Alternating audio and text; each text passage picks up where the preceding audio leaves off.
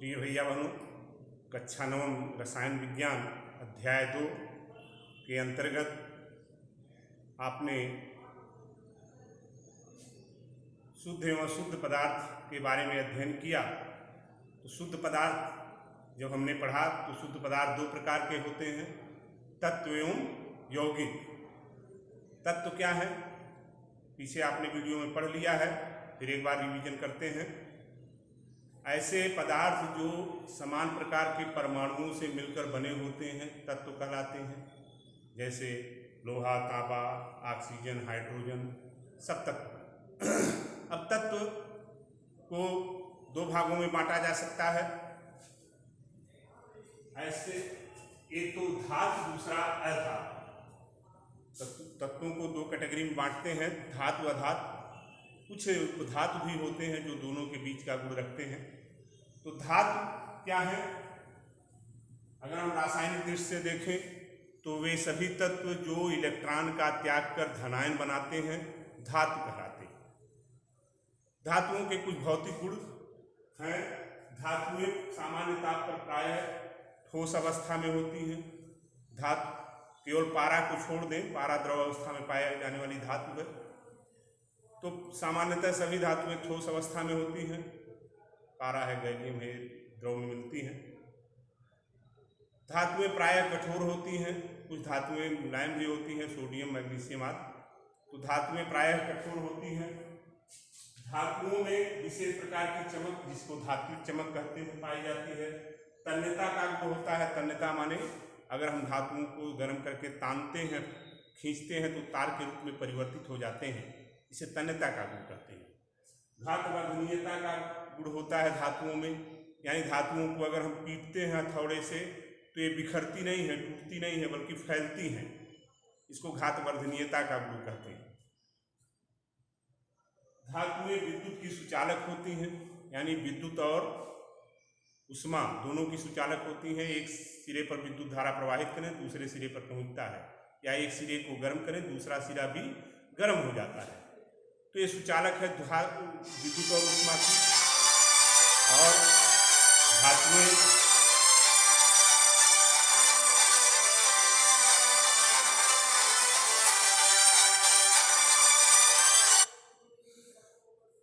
धातुएं प्रायः धातुओं का गलनांक एवं घनत्व बहुत अधिक होता है। कुछ गलनांक एवं घनत्व वाली होती हैं।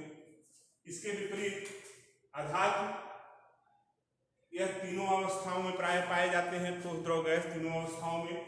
अधातुओं में घातवर्धनीयता, तन्यता, चमक आदि गुण नहीं होते हैं।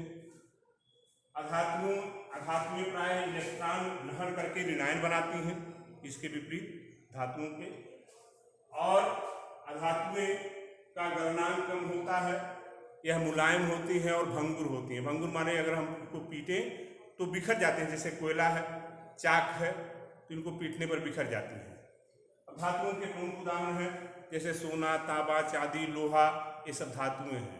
अधातुएं हैं carbon, oxygen, hydrogen, nitrogen, sulphur, ये सब अधातुएं हैं। दूसरा है शुद्ध पदार्थ में यौगिक। यौगिक तत्व और यौगिक दो शुद्ध पदार्थ हैं। तो यौगिक क्या है, यौगिक जब दो या दो से अधिक तत्व एक निश्चित अनुपात में रासायनिक संयोग करते हैं और नया पदार्थ बनाते हैं तो ऐसे पदार्थ को यौगिक कहते हैं। जैसे जल है, कार्बन डाइऑक्साइड है, नमक है, ये सब यौगिक। यौगिक भी दो प्रकार के हैं, अकार्बनिक यौगिक और कार्बनिक यौगिक। अकार्बनिक यौगिक जो भूपर्पटी से, मिट्टी से प्राप्त होते हैं, चट्टानों से प्राप्त होते हैं, ऐसे सभी यौगिक अकार्बनिक कहलाते हैं। प्रायः इनमें कार्बन नहीं होता है। कुछ हैं भूपर्पटी से प्राप्त होने वाले यौगिक जिनमें कार्बन भी होता है, लेकिन अकार्बनिक होते हैं अपने गुण के कारण। तो भूपर्पटी से प्राप्त होने वाले यौगिक अकार्बनिक होते हैं, इनमें प्रायः कार्बन नहीं होता है। जैसे NaCl नमक है, CaCO3, sodium nitrate, sodium carbonate, तमाम अकार्बनिक यौगिकों का समूह है। दूसरा है कार्बनिक यौगिक। कार्बनिक यौगिक पौधों और जंतुओं से प्राप्त होने वाले सभी उत्पाद कार्बनिक यौगिक कहलाते हैं।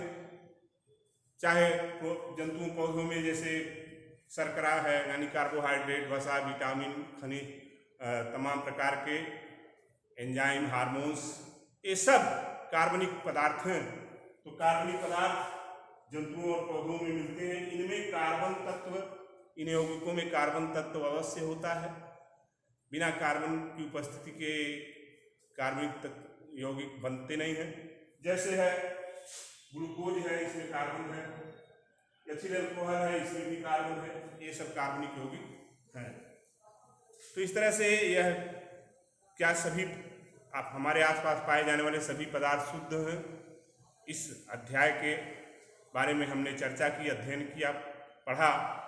अब ये अध्याय समाप्त हो रहा है, इसका एक्सरसाइज करेंगे, जो कठिनाई होगी उसको पूछेंगे और इसको व्यवस्थित लिख करके तैयार करेंगे जितना पड़ेगा।